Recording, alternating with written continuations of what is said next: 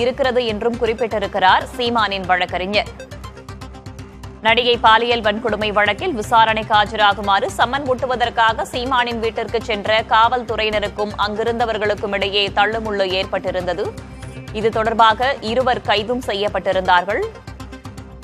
சீமான் தரப்பு வழக்கறிஞர் இந்த விவகாரங்கள் தொடர்பாக செய்தியாளர்களை சந்தித்து விளக்கம் அளித்திருக்கிறார். அரசியல் காரணங்களுக்காகவே இதுபோன்ற நிகழ்வுகள் நடைபெறுவதாக அவர் குறிப்பிட்டிருக்கிறார்.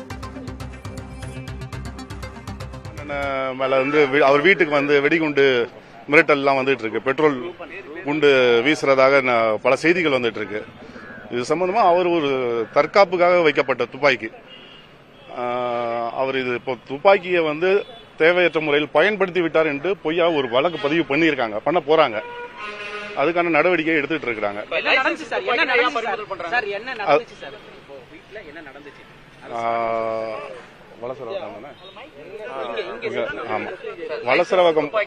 வலசரவாக்கம் காவல் நிலையத்தில் இன்னைக்கு வந்து சீமானன் ஆஜராக சொல்லி இன்னைக்கு அழைப்பானை கொடுத்திருந்தாங்க.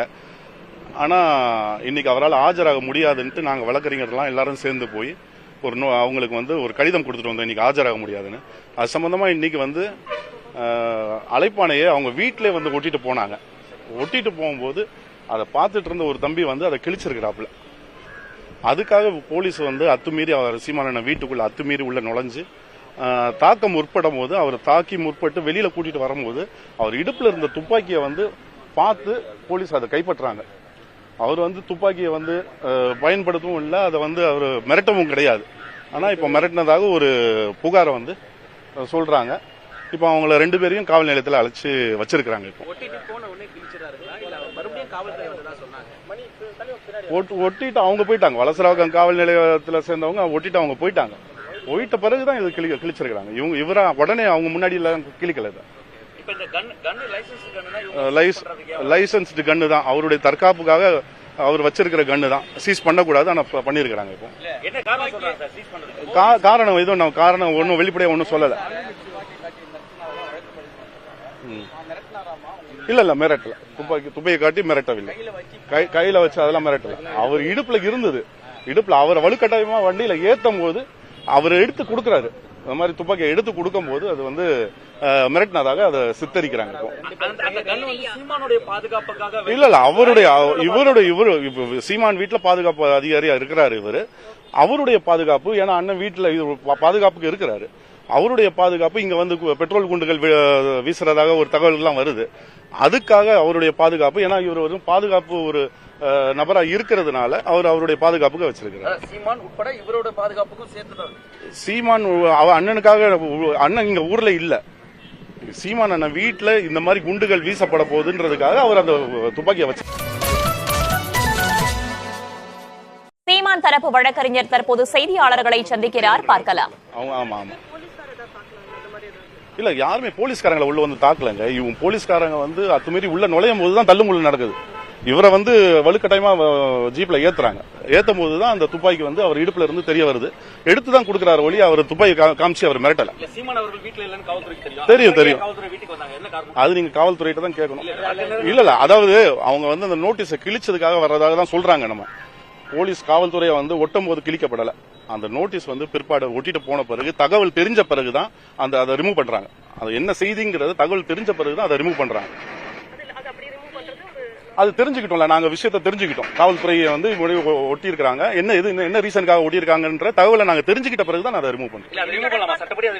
அதாவது இருக்கணும்னு அவசியம் கிடையாது. அதாவது நாங்க எங்களுக்கு அது தகவல் தெரிஞ்சிருச்சு, சீமான் அண்ணன் வந்து நாளைக்கு ஆஜராக வேண்டும் அப்படின்ற தகவலை நாங்க தெரிஞ்சுட்டோம். தெரிஞ்ச பிறகு அதை ரிமூவ் பண்றாங்க. இல்ல அதை கலந்து பேசிட்டு தான் அதை முடிவு பண்ணுங்க.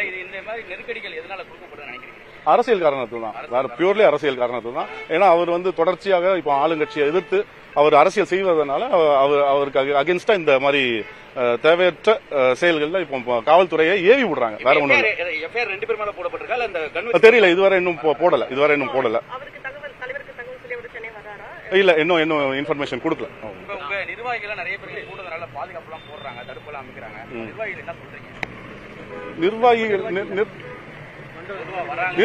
நிர்வாகிகள் யாரும் வரல, எல்லாம் வழக்கறிஞர்கள் தான் வந்திருக்காங்க. இப்போ சட்ட ரீதியா வந்து நீங்க பண்றது வந்து தேவையற்ற ஒரு வழக்கு பதிவு பண்றதுக்கு நீங்க முற்படுறீங்க. அது வேண்டாம்னு நான் கேட்டிருக்கிறேன். அதை வந்து அவங்க அதை கன்சிடர் பண்ணல. அவங்க நடவடிக்கை எடுக்க தான் போறோம்னு சொல்றாங்க. தான் சொல்றாங்க. நாடு தான் போறோம். இன்கேஸ் அவங்க ரிமைண்ட் பண்ணாங்கன்னா நாங்க பெயில் அப்ளிகேஷன் மூவ் பண்ண தான் போறோம். இல்ல, ஆதாரங்கள் எதுவும் கேட்கல. எங்கிட்ட எதுவும் கேட்கல.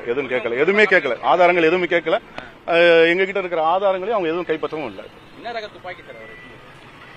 என்ன துப்பாக்கியுடைய இது தெரியல. பட் ஆனா லைசன்ஸ் பறிமுதல் பண்ணிருக்காங்க. ரூபன். சீமான் வீட்டுக்கு சென்ற காவல்துறையினருக்கும் அங்கிருந்தவர்களுக்கும் இடையே தள்ளுமுள்ளு ஏற்பட்டு இருவர் கைது செய்யப்பட்டிருக்கும் நிலையில் அது தொடர்பாக விளக்கம் அளித்திருக்கிறார் சீமானின் வழக்கறிஞர். அரசியல் காரணங்களுக்காகவே இதுபோன்ற நிகழ்வுகள் தொடர்வதாகவும் காவலர் வைத்திருந்த துப்பாக்கிக்கு உரிமம் உள்ளது என்றும் அவர் கூறியிருக்கிறார். இதுகுறித்து பின்னர் செய்தி வடிவில் விரிவாக பார்க்கலாம்.